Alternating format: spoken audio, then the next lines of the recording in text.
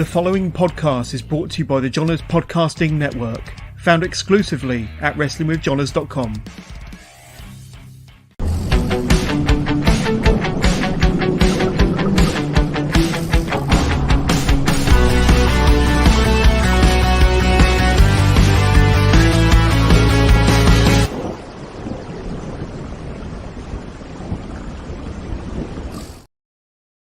Hello, and welcome to the latest episode of Wrestling with Johners. A very late night episode of Wrestling with Johners over here in the UK. It's about midnight, but for good reason for my next guest, and I will introduce my next guest very, very soon. But we've had a couple of weeks off from the podcast. Our last episode 300, with Nina Samuels. That was a couple of weeks ago, the 15th. A tremendous episode, very well received, and was a bit of a landmark milestone episode for Wrestling with Johners.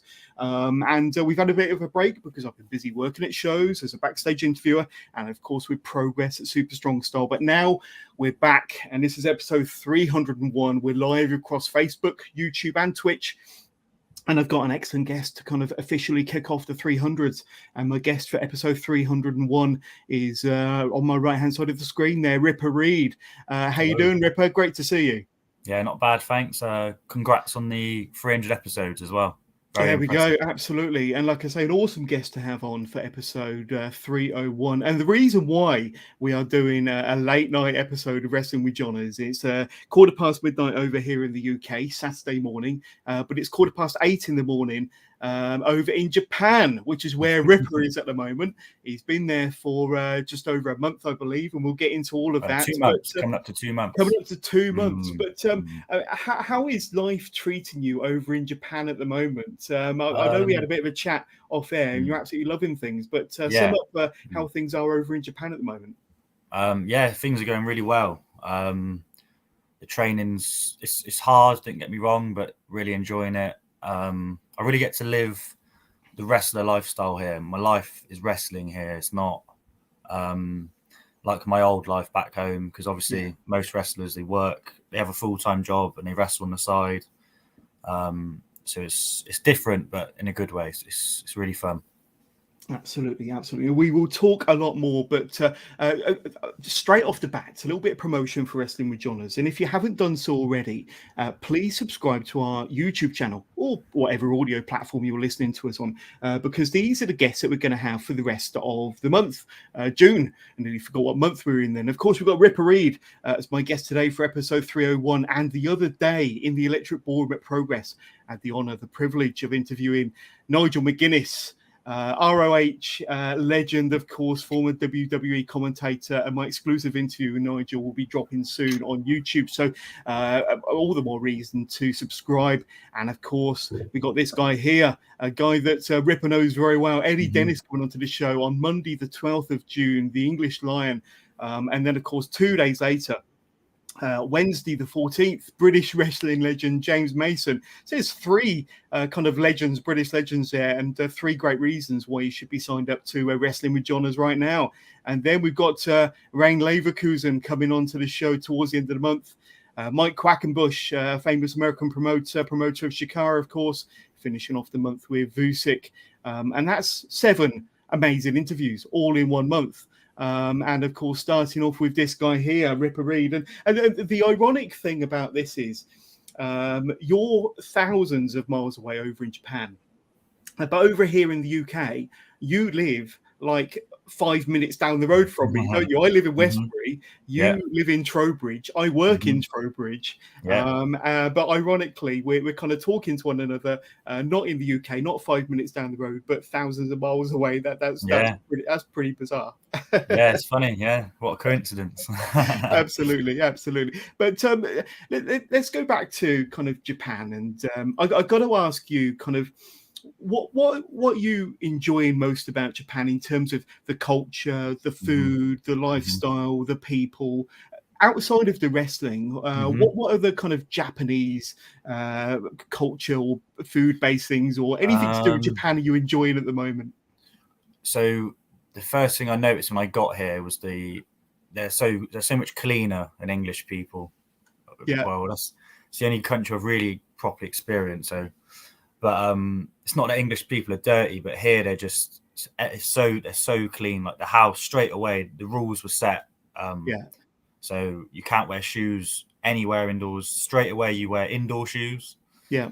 Just little things like that. The toilets here are just completely different. They're amazing, the Japanese toilets.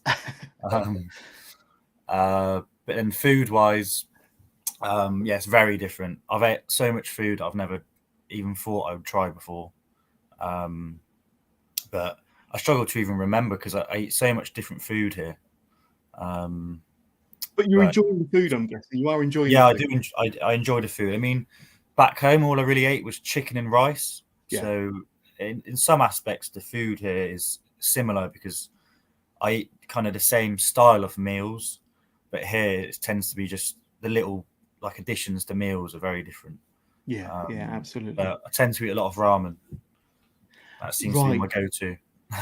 Yeah, I've had that once or twice. Absolutely delicious. But I mean, I've got to ask you, and I'm going to bring up some pictures just to kind of, I mean, here's just a snapshot, a glimpse, a snippet of Ripper Reed over in Japan, and I love that picture. That picture just so intense, so much intensity, so much passion, and kind of demonstrates kind of in a nutshell what you're all about. And we will kind of explore that and go into detail.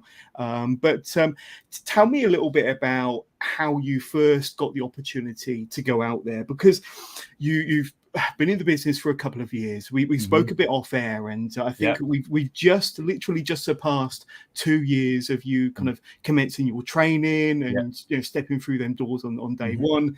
And we'll talk all about that, of course. But how did you get the opportunity to fly out there and spend some time in Japan? And also to kind of bit of a peek behind the curtain, you're out there for a full year, aren't you? Yeah, I haven't even got a return flight booked. One-way flight. Yeah, so I've kind of just come out here and I'm just seeing what happens. But the opportunity came about. It was actually the day, I think it was the first time I met you as well in Cheltenham. Yeah. So that at that point in time, I was really new in the business, and I was kind of just tagging along to shows a lot with Joel, and just even if I didn't do anything, just to meet people, and because wrestling's all about networking. And yeah, he knew Tajiri was going to be there, and he wanted to introduce me to Tajiri. So yeah, that happened. Obviously, I met Tajiri, and we got on quite well. And he said to Joel, "Oh, send me some footage," because at the time I think he was at All Japan, and All Japan they kind of do a similar thing to what Kyushu do, and they brought a few. I know they've had a few foreign guys, or gaijins they call them, in the dojo there. But I'd say about a year later, I then heard about an opportunity to come to Japan. And it all happened very quickly. I think last December, I remember Joel gave me a text, and he kind of just said, "Oh, Merry Christmas." And it was a screenshot of Tajiri saying to bring me out to Japan. Wow. So yeah, that was cool. And then from December to April, I then went prepared to move across the world. So happened very quickly. Yeah. Absolutely. And I mean, Joel spent I think a fair portion of 2019 out in Japan. I think it was 2019 for All Japan himself. And I spoke about that with Joel when I had him on the show a year or so ago, probably closer to 2 years ago. And did Joel give you any advice about not necessarily about wrestling over in Japan, but living over in Japan and things to do or not to do? Did he give you any advice about kind of staying over in Japan for a long period of time like he did? The main things were really, obviously stay in touch with people back home, to like avoid the homesickness. Yeah. He said he really prepared me for the training mentally, because he said, it's going to be hard. So if you get hurt or anything, you've got to be prepared just to kind of deal with it. Sure. And yeah, they were the two main things. Just Japan's tough, so when you come here, you've got to kind of change your mindset. But they were the main things. Because because Joel really, whenever he spoke about Japan, it was always very good things. He loves the country. I remember he told me once he feels it's so safe. Like if his wife and son came here, he'd be completely fine with them walking around, because Japan is so safe. That's one of the other things I've noticed. It's just people here. If you leave your wallet out or your phone, no one's going to steal it. Everyone's so kind and friendly. Japan is definitely on my bucket list, and one of those countries I want to go to, not just for the culture, but for the wrestling as well. But for sure. And when you first arrived, you were introduced to the fans. Now, I did have to chuckle when I saw your social post, and I think you said that you weren't fully expecting to be introduced to the fans on this day. You said, maybe your attire might have been slightly different had you have known. But tell us a bit about that. I mean, to be honest, I dress like shit all the time. So that's, to be honest, that's a very accurate representation of me. I dress like that pretty much every day. But yeah, I wasn't expecting that. That was one of my more out there outfits that day as well. So I met Juice and Thunder Liger looking like that as well. Mate, and I've got a picture of that somewhere. I will find it. But let's have a quick look, see if I can find it now. But it's bare. Oh, here we go. And I mean, exactly. There we go. Must have been the same day. You're wearing the same attire, and on top of flying out to Japan, being introduced to the fans out there, obviously, commencing your training with Tajiri, and then getting introduced and meeting legends, Jushin Thunder Liger. I'm sure you was fully aware of his work and his legendary status, so that must have been a huge thrill for you. Yeah, so that was on the first Friday I was there, so it's crazy for me. And I just landed in Japan, and then 2 days later I was at a show, and then I met him, and it was really cool. He was a really nice guy. It was crazy just to see him up close, because obviously I've knew who he is for years, but it was a really cool moment. Oh, absolutely. I'm sure if ever I got that close, I'd probably mark out. I'd probably turn to jelly. But I know we've already touched on it, but let's talk about this guy here. And Tajiri, obviously the head coach, the head trainer of the school, the company where you are. So just remind us of kind of the name of the company, the wrestling company that you are training at. And more importantly, what's it like to train under Tajiri, the Japanese Buzzsaw, a legend of WWE, All Japan, and of course Cheltenham. But tell us what it's like. What's the name of the company, first of all? Because I don't think I'll ever pronounce it. So the company is called Kyushu Pro-Wrestling. And they're solely based in the island of Kyushu, but they do branch out. They did run a show at Korakuen Hall last year. So they're slowly starting to branch out into other areas of Japan, it seems. But at the moment, we're the biggest regional company in Kyushu, which is it's a huge island. So there's a lot of shows. And in August, we've got a really big show coming up. It's the 15th anniversary, where I'll be tagging with BBB, the Italians. And I'll be facing Tajiri, Chikuzen, and Aso-san in a 6-man tag. And I think there's about 4,000, 5,000 tickets sold for that show. Wow, that's huge. Big show. The biggest crowd I've ever worked in front of. And to train under the legendary Tajiri, and I suppose once you've got over the kind of the starstruck moment and realise that this is really happening, what's he like to work with and be around? So as a trainer, there's not much better. Whenever someone asks me what he's like as a trainer, I just say he's such a pro. He's the ultimate pro. His psychology, his technique is perfect. You just pick up so much from him, even when he's not really trying to coach. I can remember one time he invited us around his house just to have some food with him, and we watched a bit of wrestling, and even then you just learn so much. It's just little things, and gradually you just start taking in so much information. But he's a hard trainer, I must admit. Yeah, absolutely. And you hear about how hard the Japanese dojos are, and there's a picture of you and some of the guys there.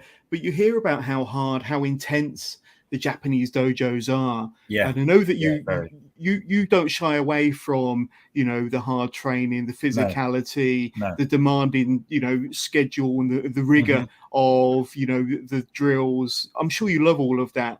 But I've spoken to so many people saying that Japanese dojos and Japanese training is just that little bit more. Yeah. What's your experience? And can you kind of, you know, testify to that? Yeah. So I kind of came here with the mindset of I'll be all right, because to be honest, I know for a fact Joel's school, All Star South, it's the hardest. That's probably the closest you're going to get to a Japanese school in terms of drills and how really hard you get pushed. Like I really do believe some of the drills we do at Joel's school are like maybe harder than some of the drills in Japan. Really? Wow. Some of them, yeah. Because some days the drills that Joel would make, there's one of me and Niwa, and like that, it's a killer drill. And I haven't really done anything in Japan that was a different type of cardio, but in Japan it's a lot of body weight stuff, and that stuff I really struggled the first week. I couldn't move. I was really, my body, I remember laying in bed just thinking, wow, am I going to feel like this for the next year? But I think it is because it's a different style of training. My body just wasn't used to it. Yeah. But it's a lot harder. I mean, I think most guys in England, if they came here, they wouldn't last even a couple of days. It is another level. Yeah, it really is. And I'm sure, you know, you're obviously a gym fanatic and a fitness freak, and it's taking your cardio and your fitness to a whole other level, I'm guessing. Yeah, definitely. Like I'm doing things here that I just could never really do back home, or never thought I'd be able to do. I really feel like I'm kind of leveling up here. Every day I'm learning just little things, new techniques, new little tricks, and slowly just becoming better and better. Yeah. Absolutely. Let's talk about some of the matches that you've had over there then. And obviously that's the poster for your first match, which was the 16th of April. And I believe your first two matches were in tag matches against BBB. Yeah. I think they're Brixia Bone Benders. Or Breakers, Breakers, my apologies. And there's some kind of snapshots of some of the matches there as your entrance for the second match against BBB. And we're a little bit familiar with BBB over here in the UK. So they've recently performed for Rev Pro. And like I say, I know that they're highly accomplished over in Italy. But like I say, we're going to talk about some of your moves in a minute, but I absolutely love it when you do the diving head. But we will talk about that. And look at that one there. The Italians, unfortunately, cheating for the win. Why didn't the referee spot that? But like I say, them first couple of matches, tag matches against BBB, looked a huge amount of fun. And what I really noticed about that was almost straight away, you felt very comfortable, very confident in the ring, not just your athletic wrestler side being kind of spot on, but your character side kind of playing up to the audience was absolutely fantastic. So you just felt really, really at home almost from day one. Yeah, I mean, I think for me, it was kind of, I remember before my first match, I kind of thought to myself, right, I'm here for a reason. Like, I wouldn't be here if there wasn't some potential there. So I think naturally when you travel to another country to wrestle, your confidence goes up with that. And everyone in Kyushu, the company is the best company I've ever worked for in general in my whole life. Everyone is so nice. Tajiri even says it's his favorite company he's ever worked for, because the locker room's so nice. Everyone's so kind. There's no politics or anything like that. So yeah, I think because I felt welcome and confident, I was able to go out there and just do what I love doing, which is absolutely nice. Absolutely. And was there any issues with dare I say it, the language barrier? I mean, I know that wrestling is a language all to its own, but how do you kind of in a match or maybe in preparation for a match, how do you overcome that? It's an interesting one, because I think I've had 5 matches here now, and 3 of them were with only Japanese speaking people. Obviously, Tajiri speaks English. Yeah. So that one, there was no issues there when, you know, working with Tajiri, obviously.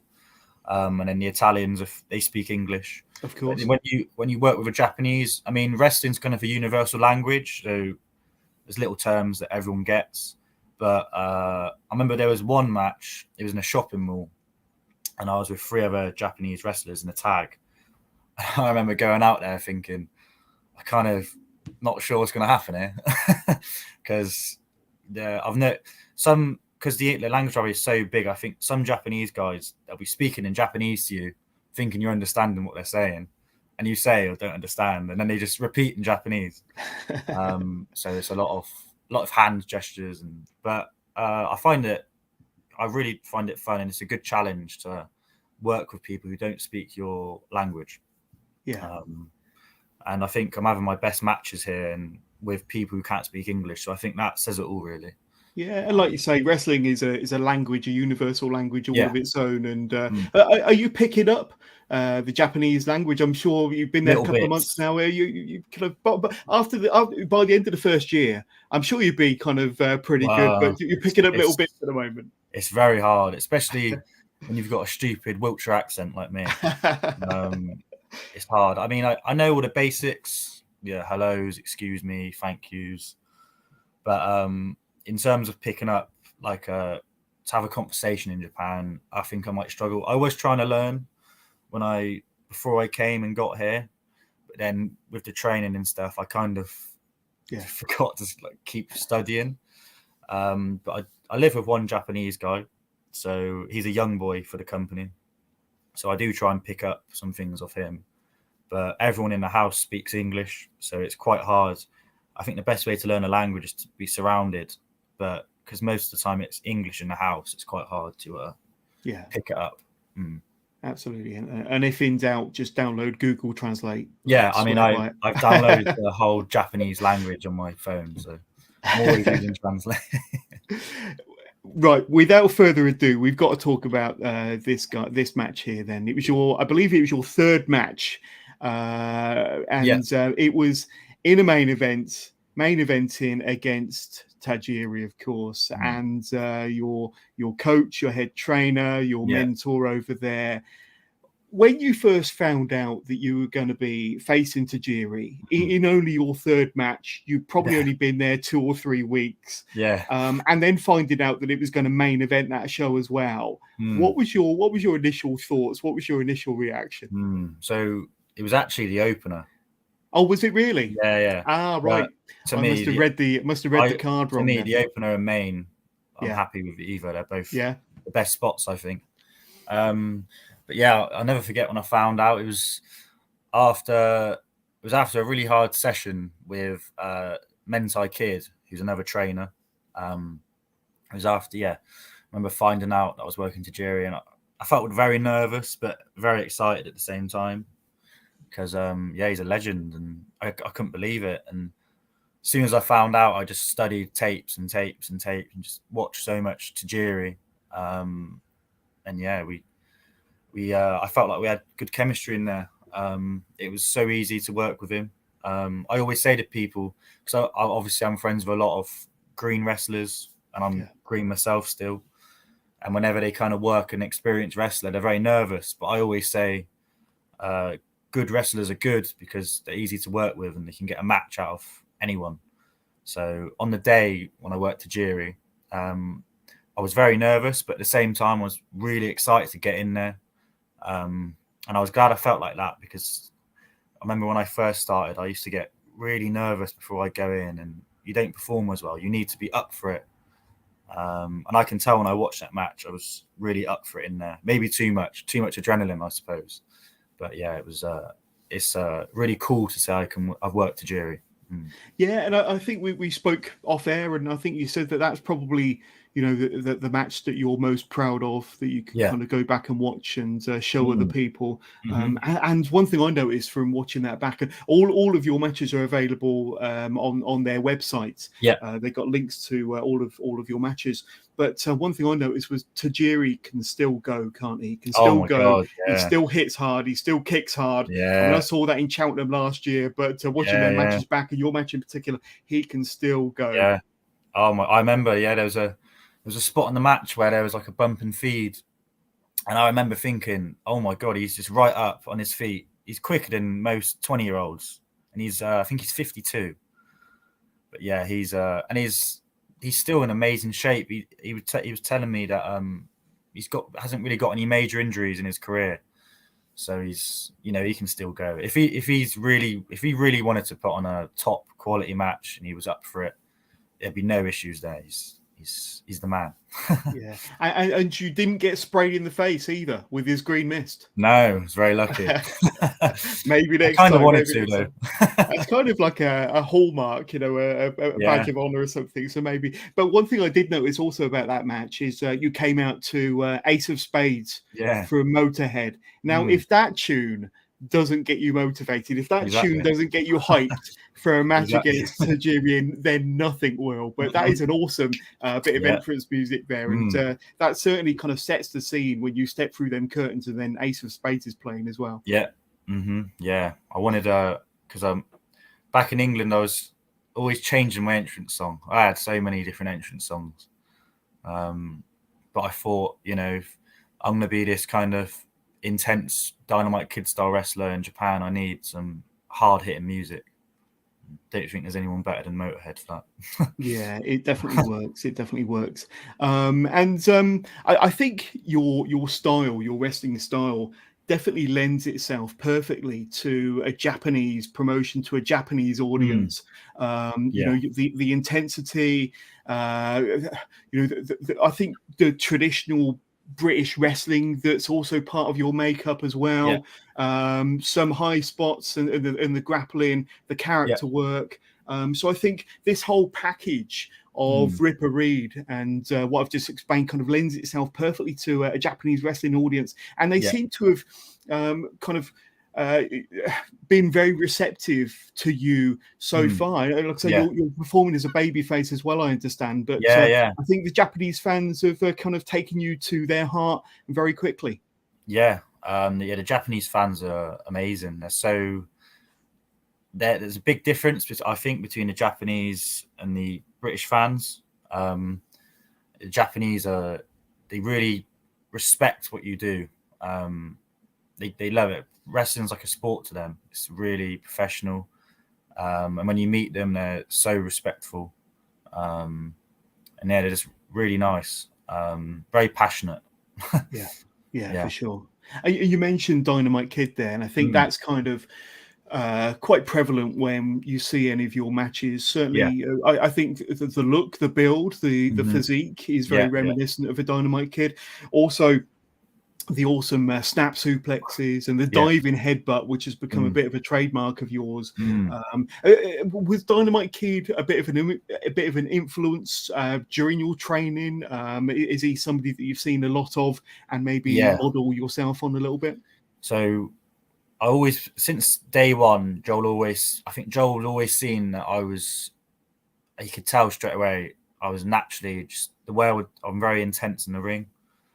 And he would always tell me, you know, you need to work like a Benoit or a Dynamite Kid. Yeah. It took me a while to kind of realize that, I think, because when I first got into wrestling, I was wrestling very different to how I wrestle now. But then when I came to Japan, the promoter literally told me, I want you to just be Dynamite Kid.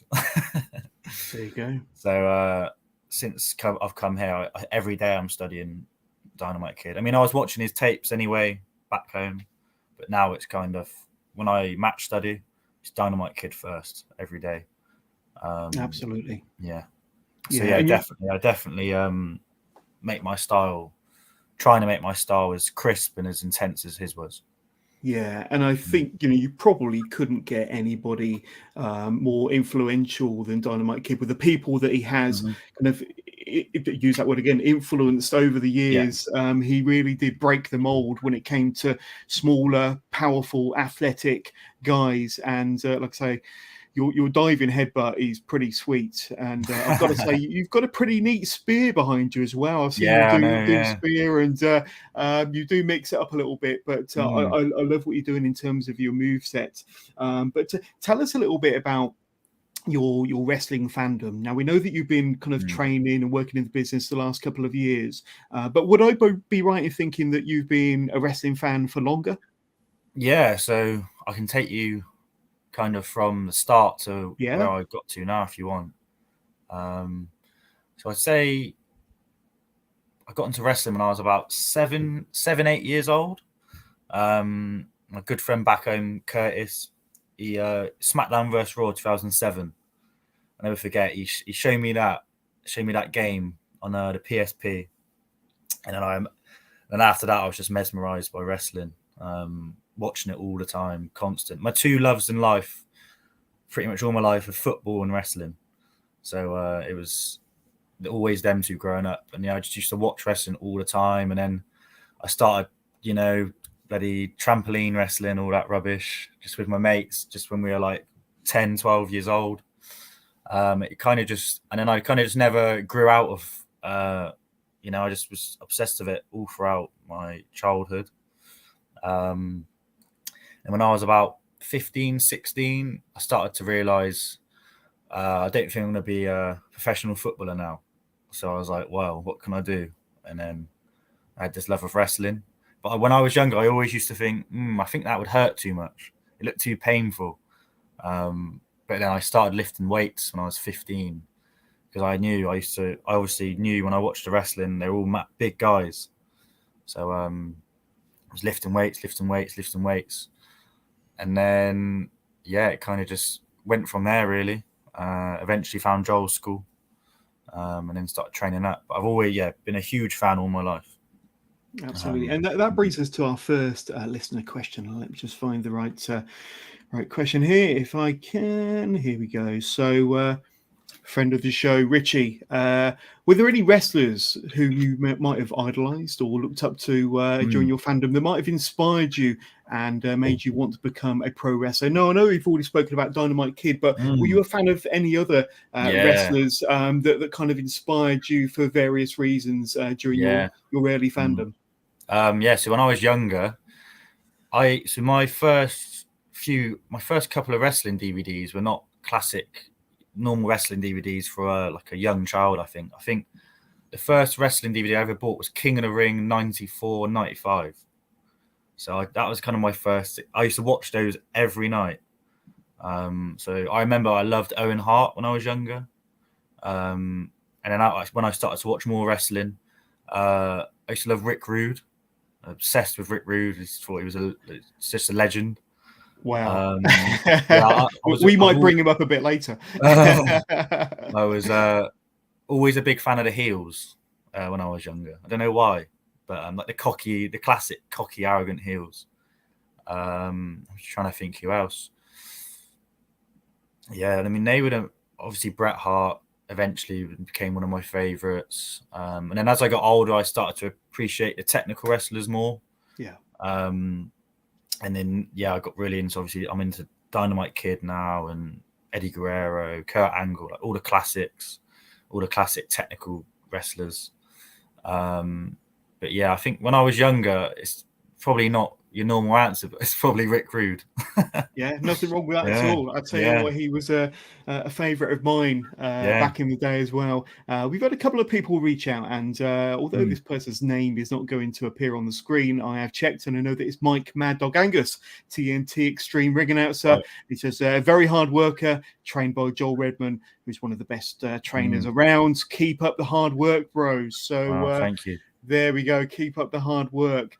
So tell me about what eventually inspired you to want to find a training school, look up a training school, and then step through them doors on day one. And I know you've been with Joel for a couple of years now, but tell us about the process of actually kind of, first of all, that light bulb moment, thinking, yes, I want to do this, and then going out and searching for a school.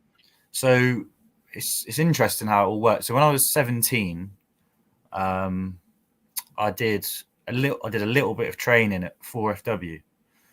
As soon as I passed my driving test, because at the time, it's crazy. Within 6 years, there went from being absolutely no schools about to there's loads of schools now. It's crazy. It's kind of boomed in the last 6 years. When I just turned, because when I got my driving license, my mindset was right. Let's go and train. So I did maybe 2-3 months. It was kind of once a week, but I was really not consistent with it. I missed sessions, and so I was 17 and I didn't really know if I wanted really at the time, if I really wanted to do that. But obviously I met through that. I got a few contacts, and I met Chris Bronson. And then when COVID happened, I got really back into wrestling. I got the fire this time, and I was like, right, I'm actually going to do it this time and go for it. I messaged Chris Bronson because I didn't even watch wrestling for a few years between kind of 18 and 20. And I messaged Chris Bronson in lockdown saying, oh, I'd love to start training again. Where are you training now? And he said a few schools, and then he said there's one in Salisbury, which is obviously very close to where I live.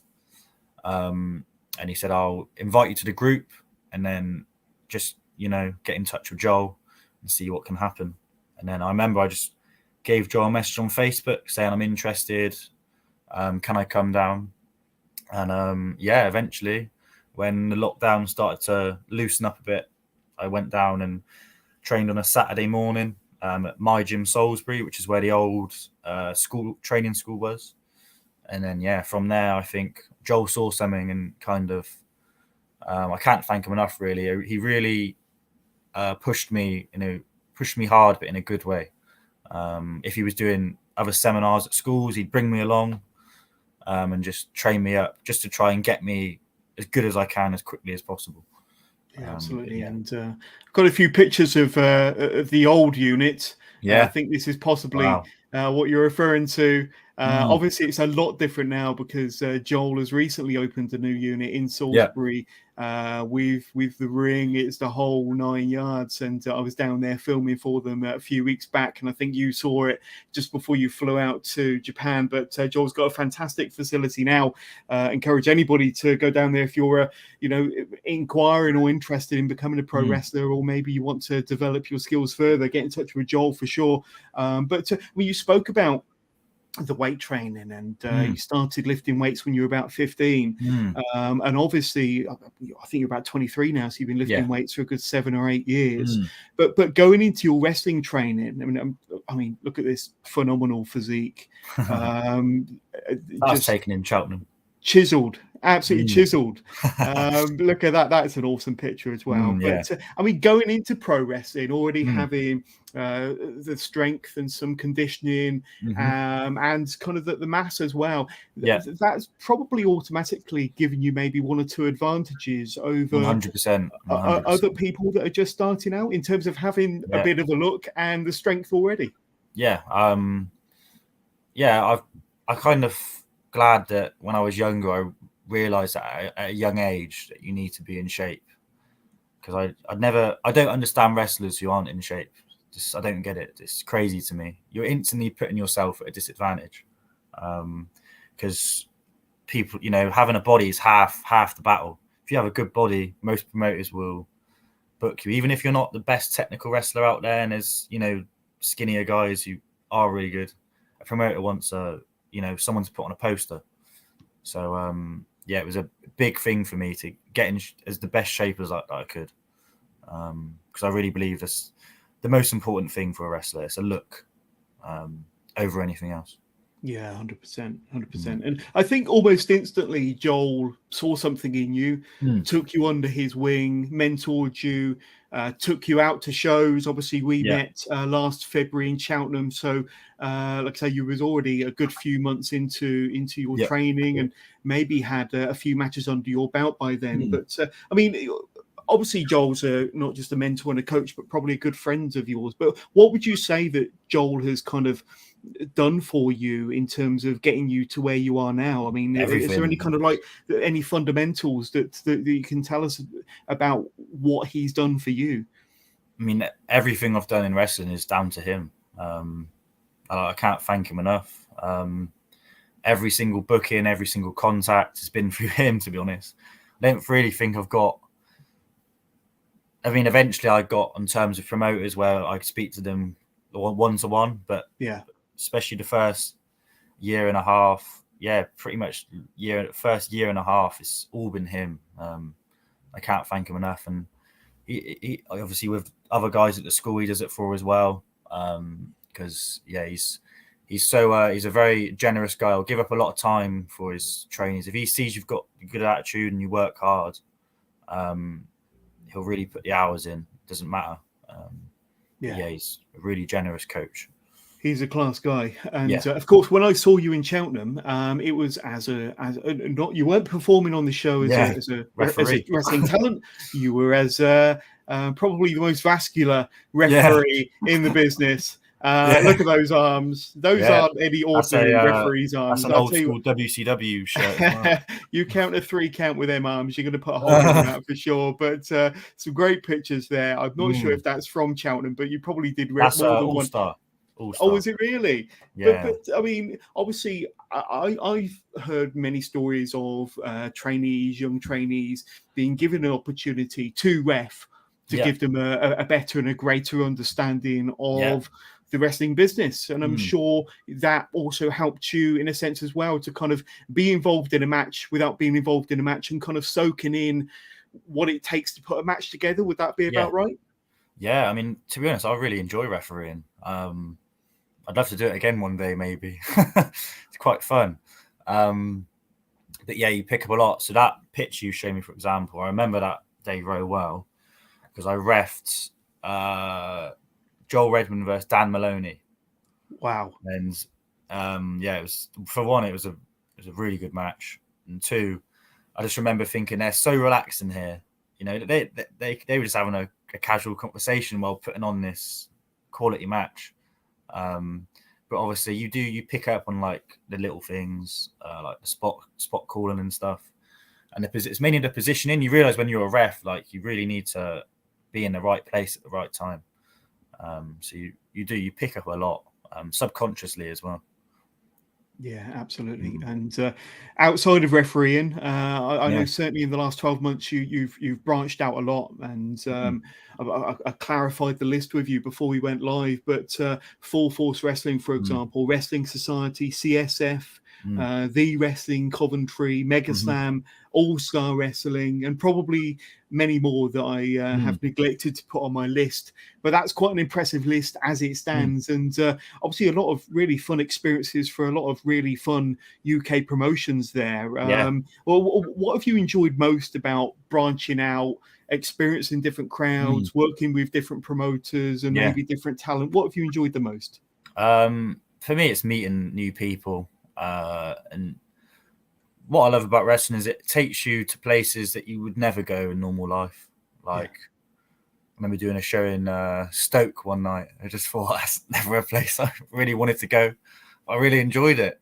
So yeah, it's the travel's hard, but I love to see things and go to like these weird towns. Like I've done shows in some of the weirdest places in England. You wouldn't even know they existed. And then on top of that, you get to travel with your friends, and you know you're getting paid, and it's fun. It's really fun, and you get to wrestle, of course. Absolutely, that's the icing on the cake, isn't it? Actually getting to perform. And I mean, I'm gonna mention two names here. One we've already spoken quite a bit about, another one we haven't. But Kian the Fox Kelly, I think you got to wrestle him for CSF. Yeah. highly regarded as one of the best pros in the UK, and probably massively kind of underrated for the experience that he has and for what he does for the UK business. Yeah. Legitimately one of the best pros in the UK, if not further afield, and a really nice guy as well. And then, of course, you did wrestle Joel. You've probably wrestled Joel a few times, but I think this picture was maybe from a, I'm not sure, maybe, but to wrestle two UK legends like that, and I'm going to call them legends because they are, Kian Kelly and Joel Redman, especially kind of still very early on in your career. That must be awesome for you. Yeah, so Kian, I'm glad you've brought Kian up because I owe a lot to Kian. He's been really good to me as well because I see him as a mentor.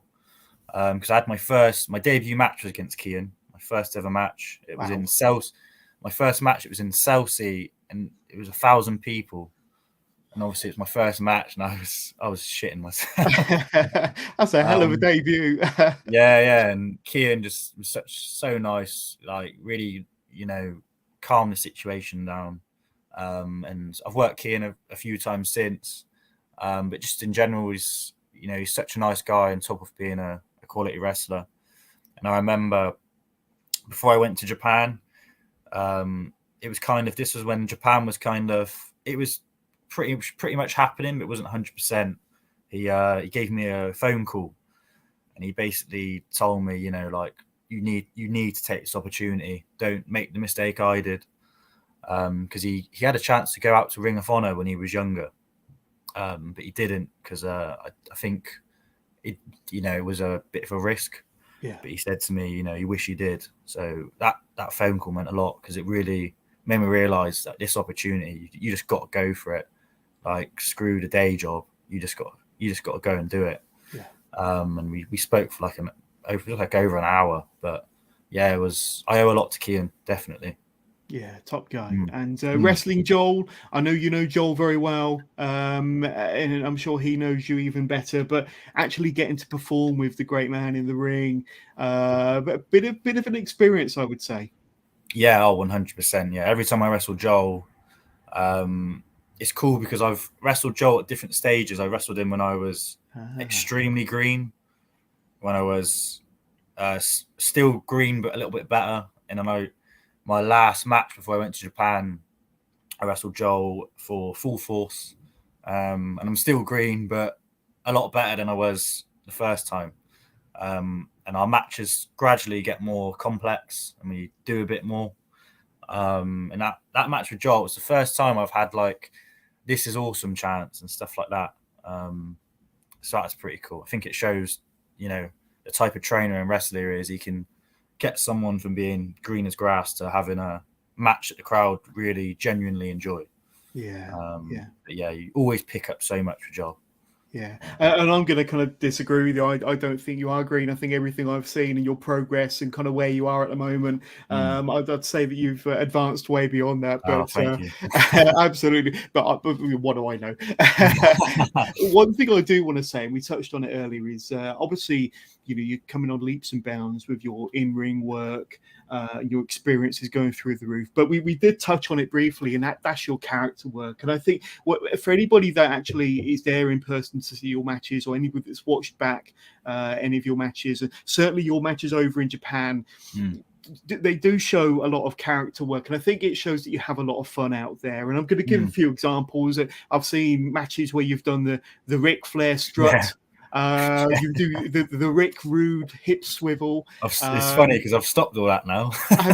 Well, now that you're in Japan, of course, but I'm sure when you come back over here, who knows? You've come out with face paint at CSF, and of course you display the finest tash in all of British wrestling. But I think when people think of Ripper, they might think of just this straight up and down wrestler, but I think there's many layers to you, to be honest with you, especially the character side, the sense of humor, which you have, to be honest with you.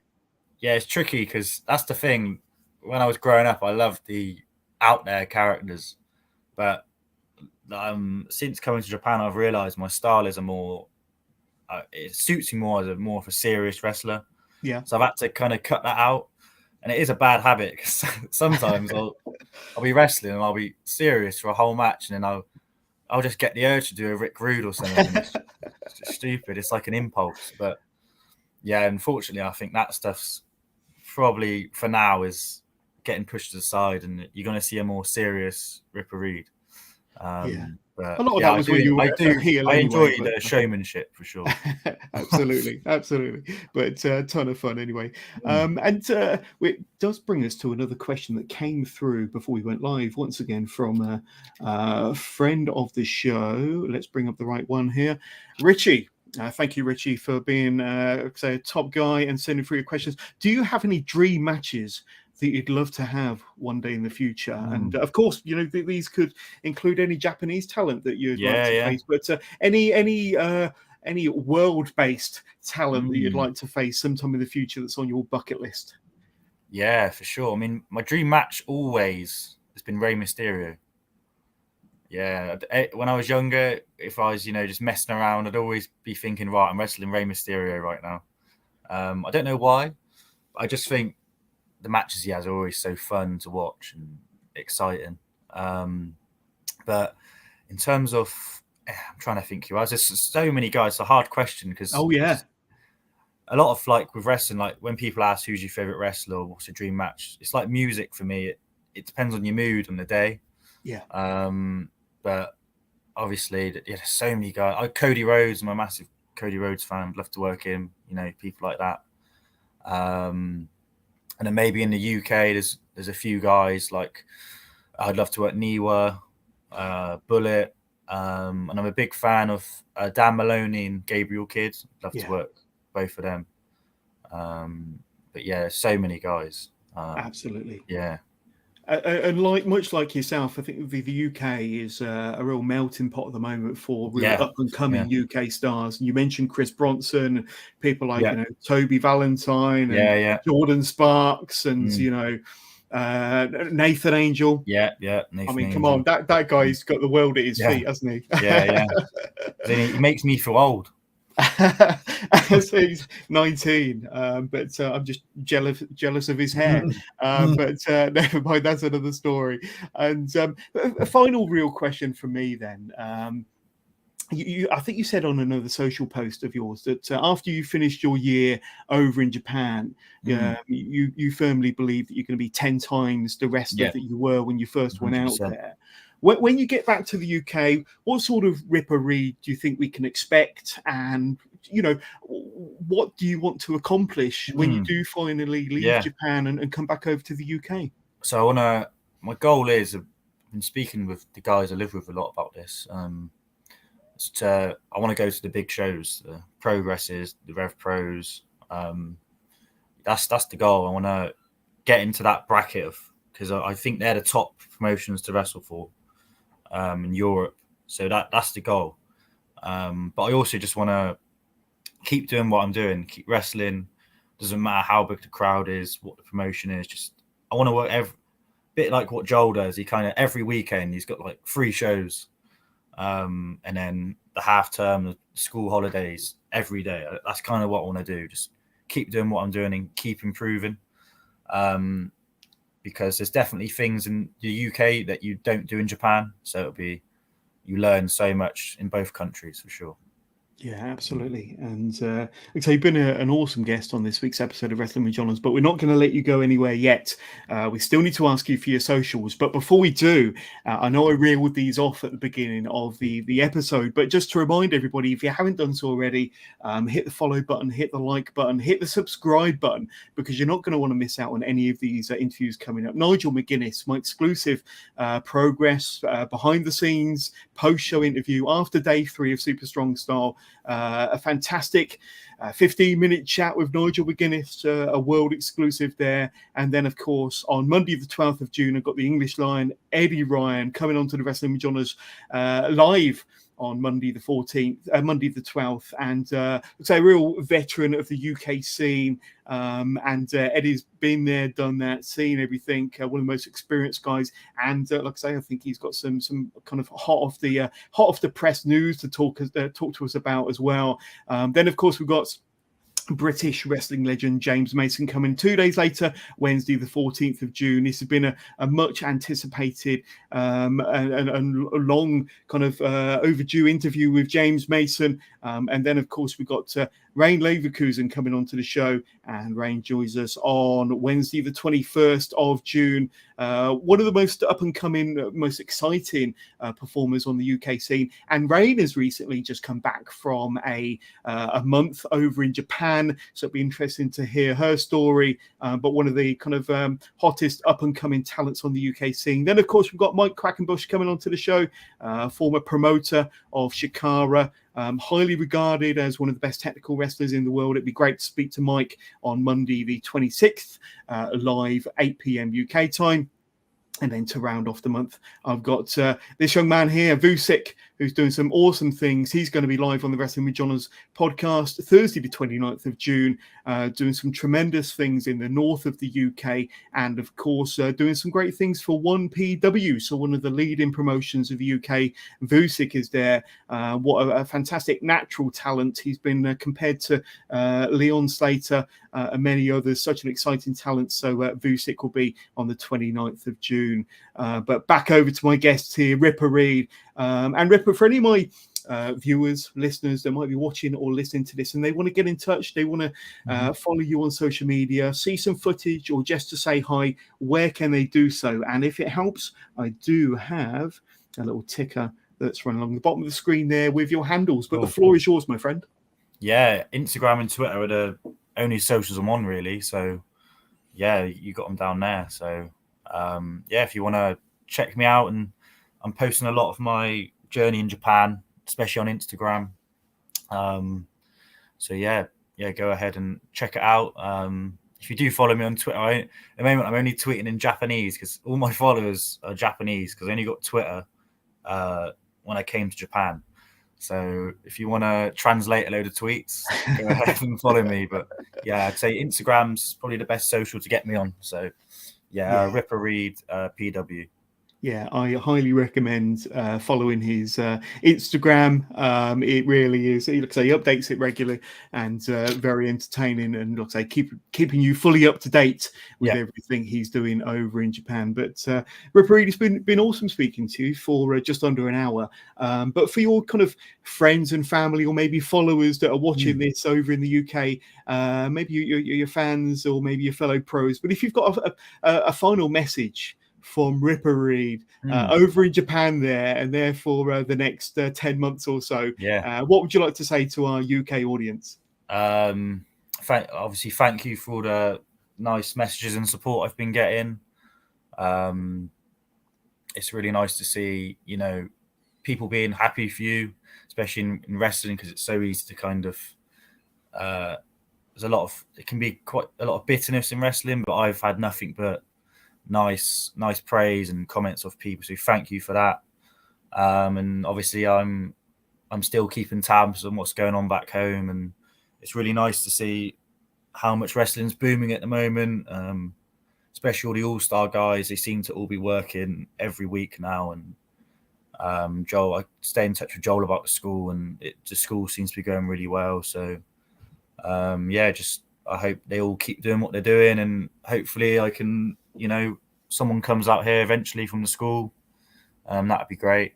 But yeah, just thank you really, and hope everyone's doing well back in England. There we go. But Ripper Reed, I'm very excited. I'll be keeping tabs on your future, especially over in Japan, and especially when you get back over here on home turf. But I think you're the real deal, my friend. Thank you. And I can't wait to see what the future holds for you. But for now, just want to thank you so much for your time, and thank you everybody for watching. Having me on. No worries, you're very welcome. Cheers, mate.